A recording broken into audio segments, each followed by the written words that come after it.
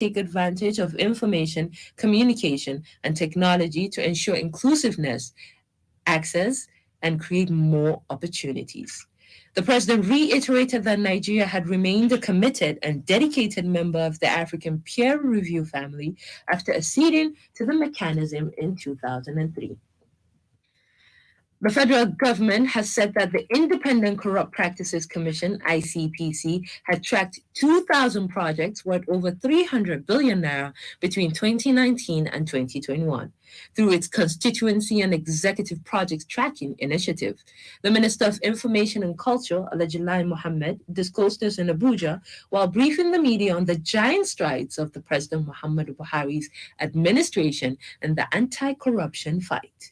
He said that the ICPC's assets tracing, recovery, and management project also led to the recovery of cash totaling 34.35 billion naira and $1.62 million between 2019 and 2021.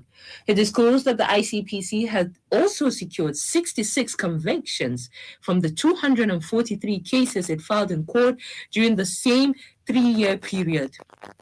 Mohammed said that the ICPC had delayed a pivotal role in bringing about structural changes in the operations of the government. For tomorrow's weather forecast in some cities in Nigeria and parts of Niger Republic.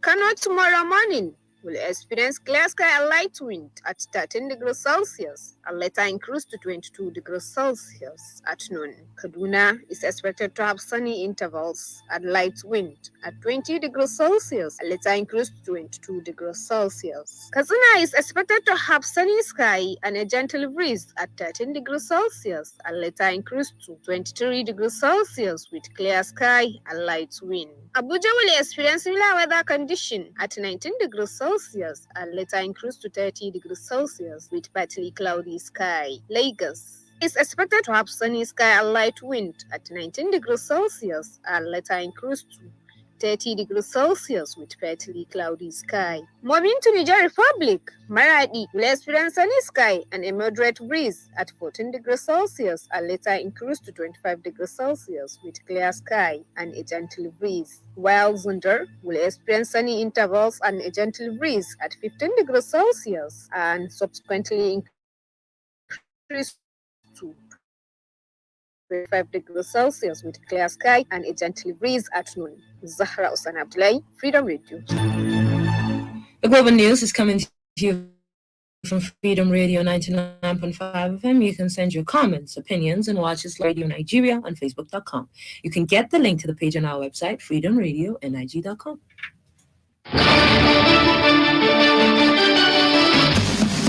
Masoyina, gaskiya na ji daɗin fitowar da muka yi don cin abinci. Gamuwa na da ke na daga cikin al'amari ɗaya da ke burge ni a rayuwa masoyiyata. Wannan taron kuma daga ina ta fito. Kada ki damu, babu ne ba wanda zai bata miki wani yammaci. Ala baki da labarin comics. Sha maganin tarin comics. Maganin tarin comics? Maganin tarin comics shine kake bukata domin samun sauki. Sai ka bare, ka sha dan ka samu sauki. Kamfanin Orange Drugs Limited ke tallata shi. Sai ku hanzarta domin samun naku maganin tarin comics. Idan tari ya ci gaba bayan kwana 3, sai ku tuntubi likita. Yawwa, na samu sauki yanzu. Ina son ki abin kaunata kuma ina son maganin tarin comics.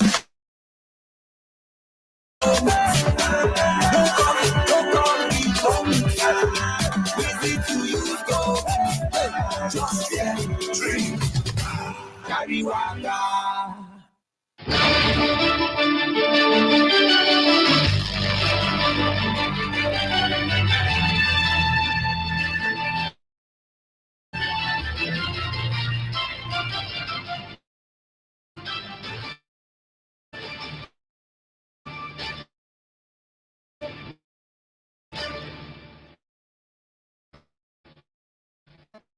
Back, you're still listening to Freedom Global News on 99.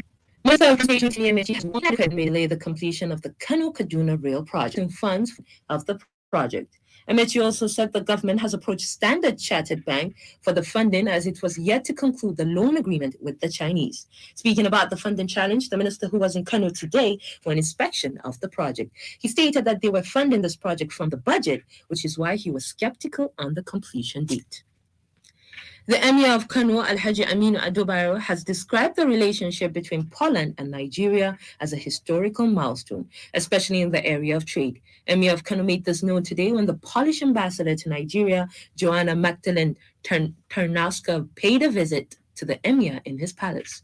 Aminu Adobayero reiterated the commitment of the Kano Emirate to support any move that will foster friendship and promote business development in all sectors.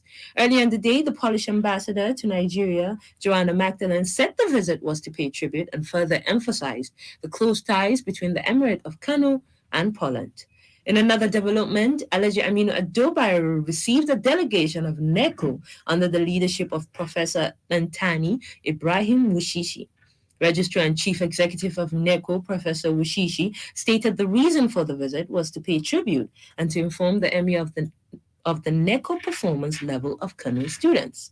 Correspondent Shamsuddin Abdullahi reports that during the visit, the Chief Registrar was accompanied by senior officials of the NECO Commission. And on business, Muhammad Abba Abdullahi has updates.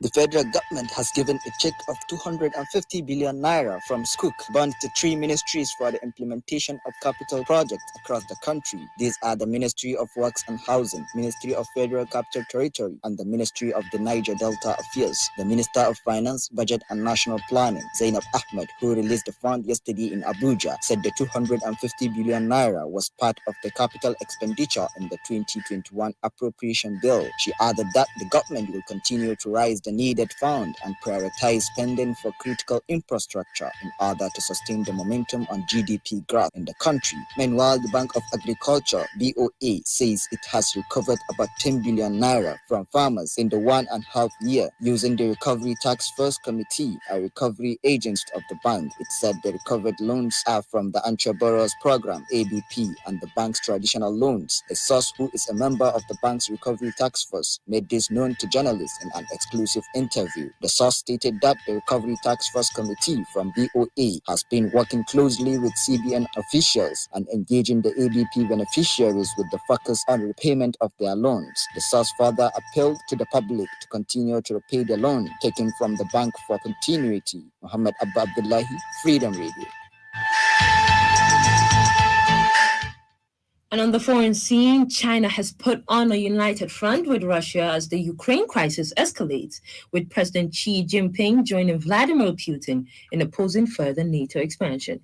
In a joint statement issued today after the Russian president met Xi in Beijing, the two powers called on NATO to abandon the ideological approaches of the Cold War. The meeting, Xi's first face-to-face talks with a world leader in nearly 2 years as his country hosts the 2022 Winter Olympic, came as Western leaders upped diplomatic efforts to de-escalate the Ukrainian crisis. And on sports, Dangote sponsored the rehabilitation of the pitch under the minister's Adopt a Pitch initiative. Dangote, who was conductor around the pitch, expressed satisfaction with the job done. In another update, Egypt assistant manager Daya El Sayed has urged the Confederation of African Football, CAF, to move the date of the African Cup of Nations final. The Egyptian booked a space in the final of the competition after edging out hosts Cameroon 3-1 on penalties on Thursday night. Meanwhile, Manchester United Spanish goalkeeper David De Gea has become the first goalkeeper in 6 years to win the Player of the Month award. On Friday, De Gea was voted for the Player of the Month award for January 2022, becoming the first goalkeeper to win the monthly prize since February 2016, when Southampton's Fraser Forster claimed it.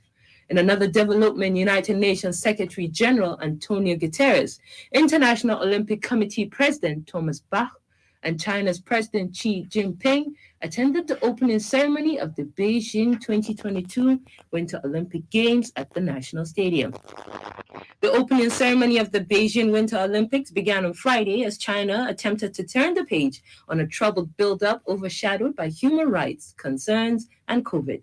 And on tennis, Novak Djokovic has thanked the Serbian president for his support during his legal challenge to play at the Australian Open. The Serbian tennis star's visa was cancelled and he was deported due to Australia's strict vaccination rules. We've come to the end of today's Global News. On behalf of the entire production team and I, Zara Zanna, have a great weekend.